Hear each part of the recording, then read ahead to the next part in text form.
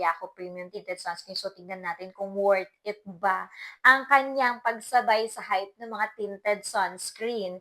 So, ayan na nga mga beshi. Very aesthetic ang lagay nito. Tingnan natin kung papalag ba ito. Ayan, ang napansin ko lang dito is medyo watery ng konti unlike dun sa ibang tinted sunscreen na medyo, ano ba tawag dito?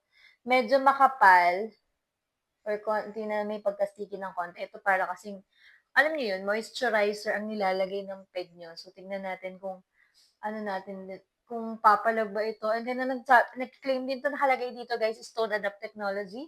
So, tingnan natin. Uy, ang ganda nito rin ha, in fairness. And then, amoy medyo baby powder siya. Ayan, actually, nag-adapt talaga siya dun sa aking face kasi kita niyo naman kanina medyo ma-brown-brown siya. And then, ang gusto ko lang dun sa effect nito is medyo parang glowing fresh siya ha. Ayan. Okay, tingnan natin yung sa kabilang side.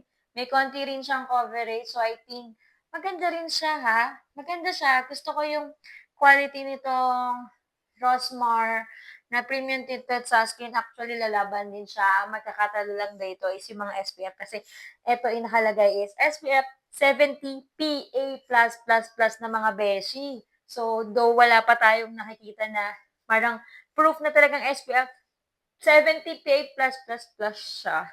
Pero, when it comes to the, ang tawag dito, experience sa kanyang product, very lightweight siya. And then, ayan, glowing, fresh, medyo matagal lang ng konti siya matuyo. Pero, super nice nitong product na to. So, check nyo na lang dyan sa may baba kung magugustuhan nyo din to or kung comment kayo kung meron kayong experience din dito sa product na to.